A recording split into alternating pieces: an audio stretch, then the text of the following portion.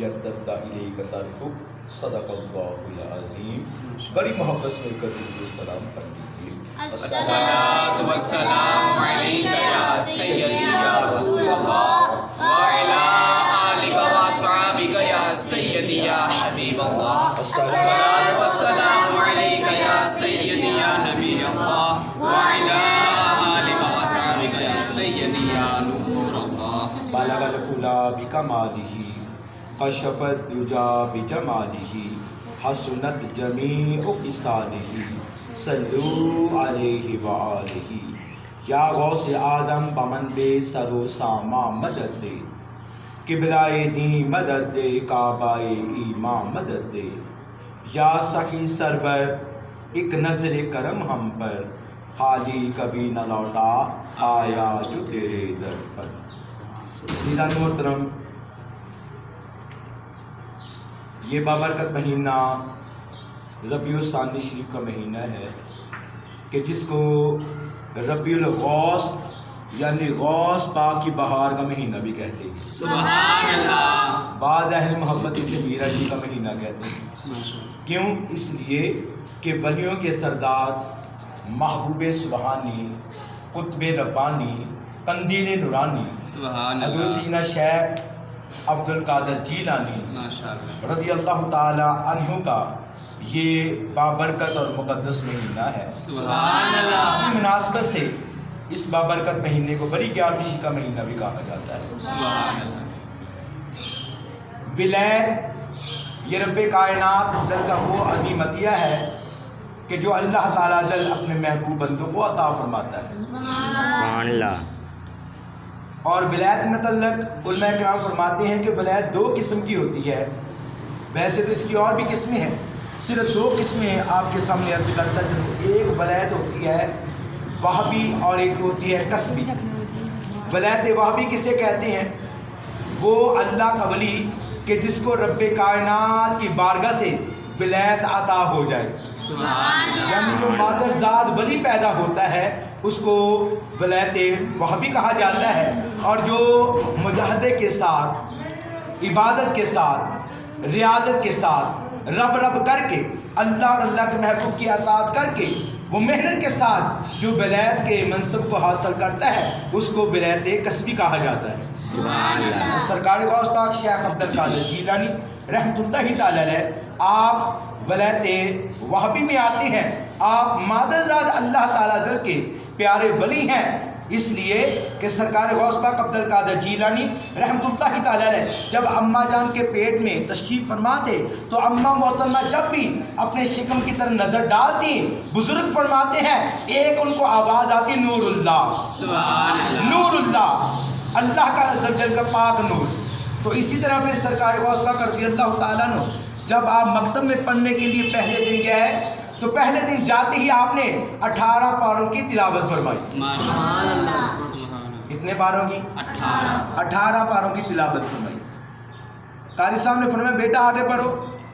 سرکار غوث پاک رحمۃ اللہ تعالیٰ عرض کرنے لگے کہ استاد جی میری والدہ محترمہ ان 18 پاروں کا ورد کیا کرتے تھی، روزانہ ان 18 پاروں کو پڑھا کرتی تھی، تو ان کے شکم تن میں سن کر مجھے بھی یہ 18 پارے یاد ہو گئے۔ سبحان اللہ۔ اور پھر آپ کی عظمت اور شان پر یہ بھی آتا ہے کہ جب آپ مکتب میں پڑھنے کے لیے جاتے تو ندا آتی، غیبی ندا آتی کہ اللہ کا ولی آ گیا، راستہ چھوڑ دو۔ سبحان اللہ۔ کبھی ندا آتی کہ اللہ کے ولی کے لیے جگہ دے دو۔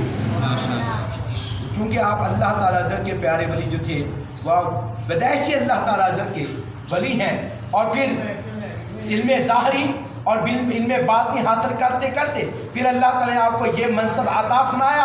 خود فرماتے ہیں کہ میں علم ظاہری باطنی حاصل کرتے ہوئے قطب اعظم کے درجے پر فائز ہو گیا، جسے قطب اکبر کہا جاتا ہے، اور دوسری زبان میں اس کو غوث اعظم بھی کہا جاتا ہے۔ فرماتے ہیں کہ میں قطب اکبر کے درجے پر فائز ہو گیا، اور جب قطب اکبر کے درجے پر فائز ہو گیا پھر اللہ تعالیٰ نے آپ پر مہربانی فرمائی बगदाद की जामिया मस्जिद थी और मिंबर पर तशरीफ़ फरमा है। 70,000 से ज़्यादा मजमा आपकी बारगाह में बैठा हुआ है। बड़े बड़े उलमा, बड़े बड़े सुलहा, बड़े बड़े अजीम हस्तियाँ, बड़े बड़े औलिया अल्लाह आपकी बारगाह में बैठे हुए हैं। जब आपने ऐलान फरमाया कदम हाथ ही अला रकाबतिन कुल्ली वली जिल्ला, फरमाया मेरा ये कदम सारे वलियों की गर्दनों पर है। आपने ये ऐलान किया और बहजतुल असरार में है कि ये आपका ऐलान अल्लाह ताला की अता से ये पूरी दुनिया में आपका ऐलान गूंजा। औलिया अल्लाह जो आपकी बारगाह से दूर थे, मसलन अरब के लगा लें, शाम के लगा लें, उर्दन के लगा लें, हिंद के लगा लें और दीगर ममालिक के जो औलिया अल्लाह थे, जहाँ जहाँ तशरीफ़ फरमाते वहीं पर उन्होंने अपनी गर्दनों को झुका लिया और आपके इस ऐलान पर उन्होंने आमीन कहा। हर एक ने आपके इस कदम को जो है वो तस्लीम किया।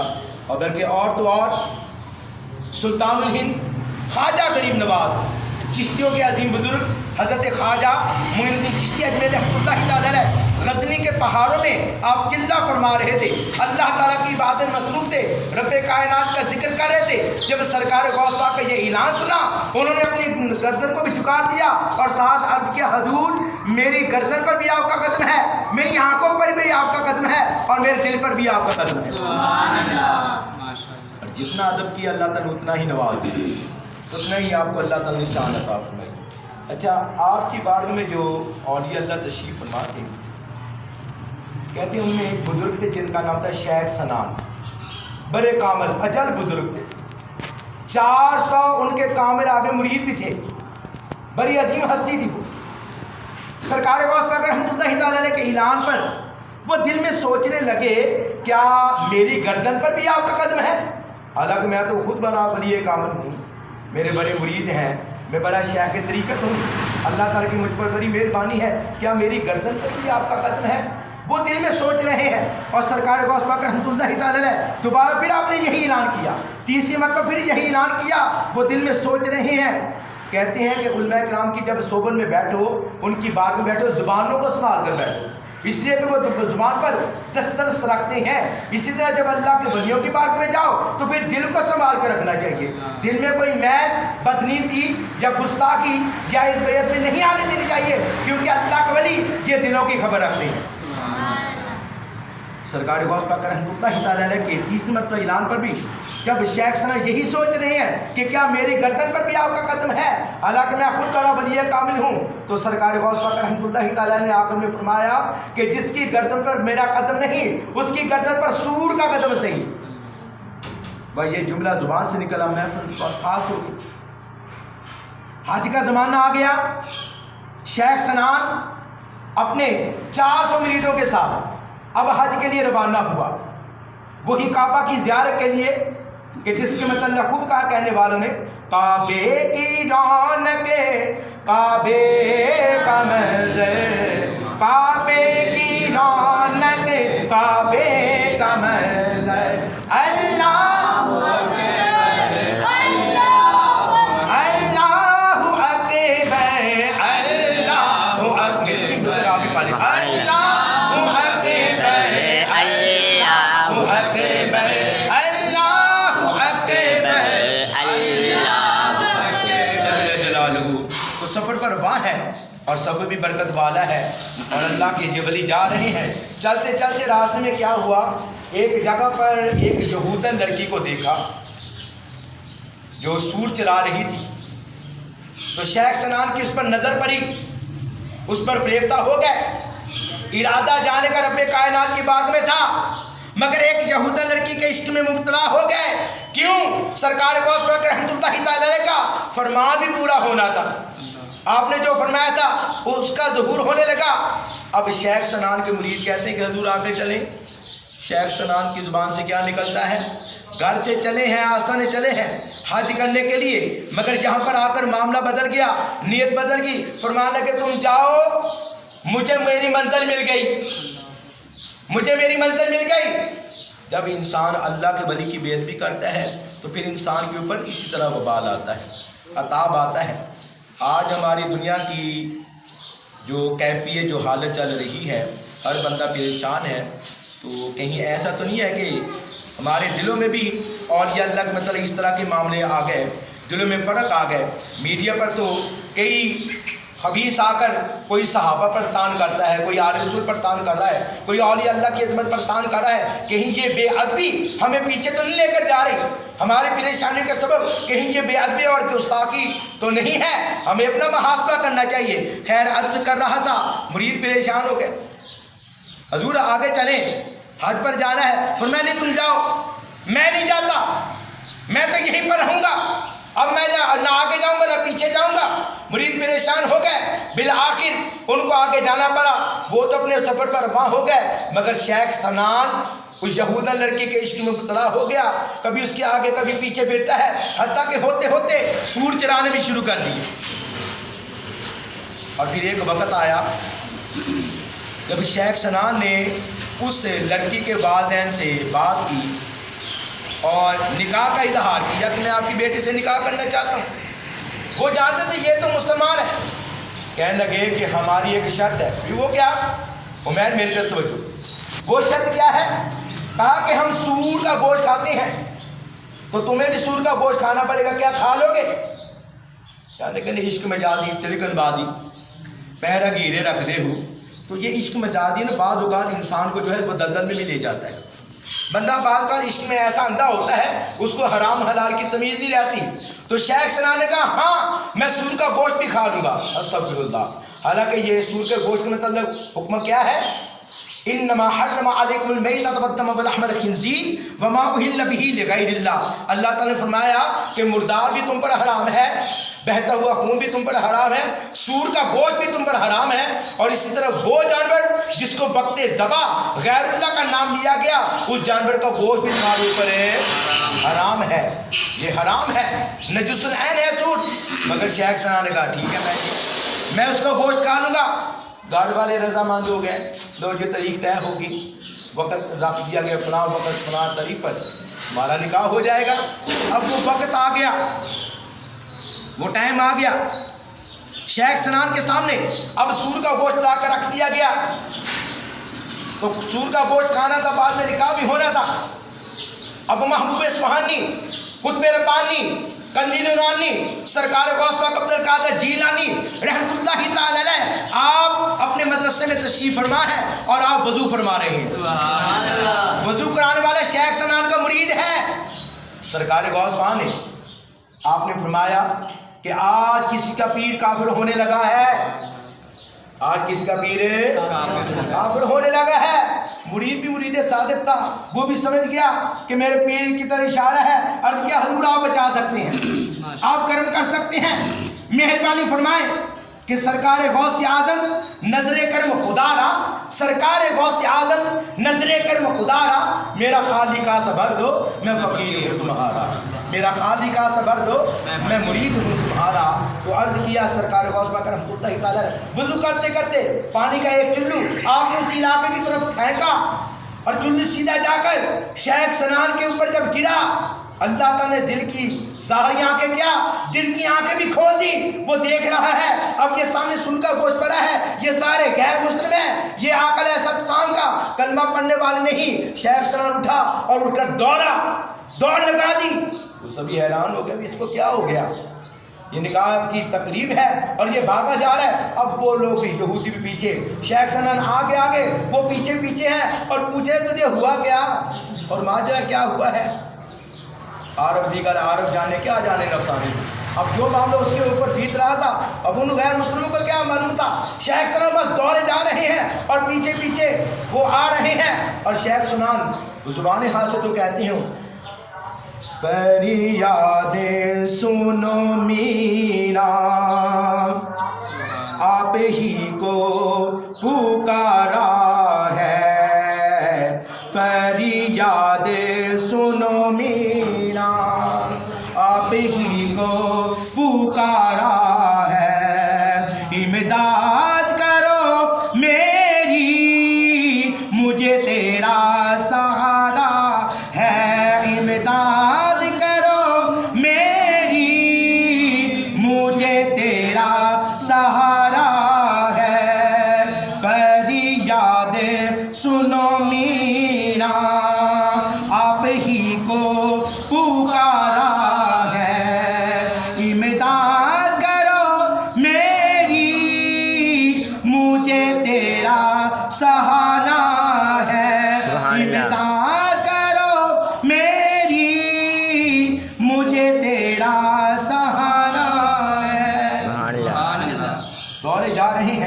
اور جب بارگاہ غوثیت میں پہنچے تو سرکار غوث پاک نے یوں نظر ڈالی اور میں شیخ سنان میرا قدم نہیں صحیح، ارے سور کا قدم تو ہے نا، سور کا قدم تو ہے۔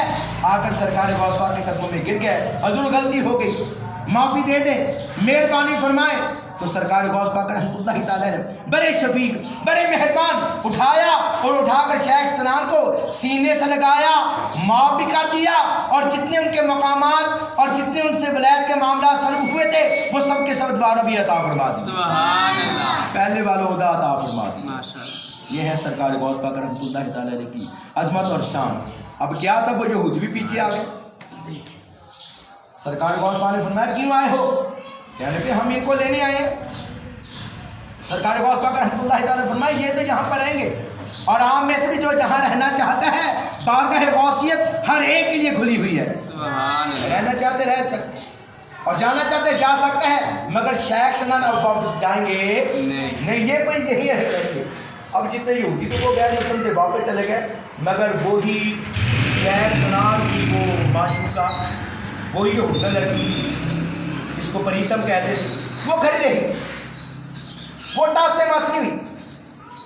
سرکار غوث پاک نے فرمایا کیا کیوں نہیں جا رہی؟ اس نے کہا کہ جہاں شیخ سنان ہے وہیں پر میں ہوں۔ سرکار غوث پاک رحمۃ اللہ تعالیٰ نے آپ نے شفقت فرمائی، پہلے اس کو مسلمان کیا، پھر شیخ سنان کے ساتھ اس کا نقاب بھی پڑھا دیا۔ سبحان اللہ، یہ ہوتی ہے اللہ تعالیٰ کی ولی کی شان۔ نکاح پہلے بھی ہونا تھا اور نکاح اب بھی ہوا ہے، مگر پہلے شیخ سنان نکاح کرتا تو دائرہ اسلام سے خارج ہو جاتا، کیونکہ سور کا گوشت کھانا وہ بھی حرام، غیر مسلم سے مسلمان کا نکاح ہونا وہ بھی حرام ہے، یہ جائز نہیں ہے، دائرہ اسلام سے خارج ہو جاتے۔ مگر سرکار غوث پاک نے مہربانی فرمائی، آپ نے غلطی بھی معاف کر دی اور دوبارہ پھر اس کو اسی پریتم کے ساتھ ملا دیا کہ جس کے اوپر شیخ سنان میں جو ہے وہ فدا ہوئے تھے۔ یہ شان غوث البرا ہے۔ اسی کے دن میں بات آ جاتی ہے، لو جی وہ اتنی دور بیٹھے تھے شیخ سنان، تو یہ پانی کا چلو کیسے ان کے منہ پر پڑ گیا اور وہ کیسے یہ معاملہ حل ہو گیا۔ ہم تو قرآن کو مانتے ہیں، ہم تو حدیث کو مانتے ہیں، ہم تو ان چیزوں کو نہیں مانتے۔ آپ قرآن سے کوئی دلیل دیں کہ کوئی اس طرح کا معاملہ ہوا ہو، پھر ماننے والے آپ بن جائیں، انشاءاللہ قرآن پاک میں اس کی ایک نہیں بے شمار دلیلیں موجود ہیں۔ سبحان اللہ، اٹھائیں 19واں پارہ سورہ نمل۔ سورہ نمل اس کو نمل کیوں کہتے ہیں؟ کہتے ہیں نمل کہتے ہیں چونٹی کو۔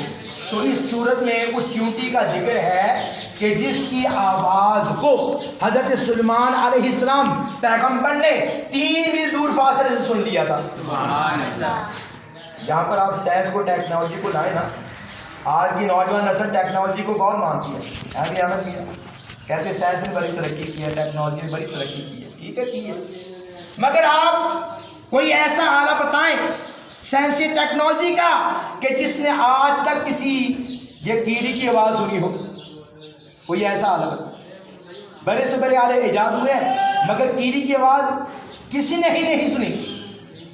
یہ کلام کرتی ہے مگر آواز کوئی نہیں سنتا، ارے سننے والا ہے تو وہ رب کائنات کو کوئی پیارا ہوتا ہے، سبحان اللہ، وہ اللہ تعالیٰ کا نبی ہوتا ہے، وہ رب کائنات کا محبوب ہوتا ہے۔ اللہ تعالیٰ ان کے کانوں کو یہ قوت عطا فرمائی ہے کہ جہاں سائنس بھی جا کر فیل ہو جاتی ہے وہاں اللہ والوں کی عظمت اور شان کا وہاں سے اظہار شروع ہوتا ہے، سبحان اللہ، اور ان کی شان کما حقہ کیا ہے یہ زمانہ کیا جان سکتا ہے۔ تو اسی سورہ نمل میں اس اللہ کے ولی کا واقعہ ہے کہ جس نے سبا ملک سے ملکہ بلقیس کا تخت بارگاہ سلیمان علیہ السلام میں پیش فرمایا۔ وہ اللہ کے ولی کون ہے؟ وہ حضرت سلیمان علیہ السلام کے وزیر تھے، اللہ کے ولی تھے، آصف برقیہ جن کا نام تھا رحمۃ اللہ تعالی علیہ۔ تو واقعہ کو یوں ہوا، سلیمان علیہ السلام نے ملکہ بلقیس غیر مسلم تھی، اس کو آپ نے خط ڈالا اور بتایا کہ میں رب کائنات کا پاک نبی ہوں، میرا کلمہ پڑھ لے تو امن میں آ جائے گی، ورنہ اللہ تعالیٰ جل نے اپنے نبی کو بڑی پاوریں عطا فرمائی ہیں۔ طریقے ہمارے پاس اور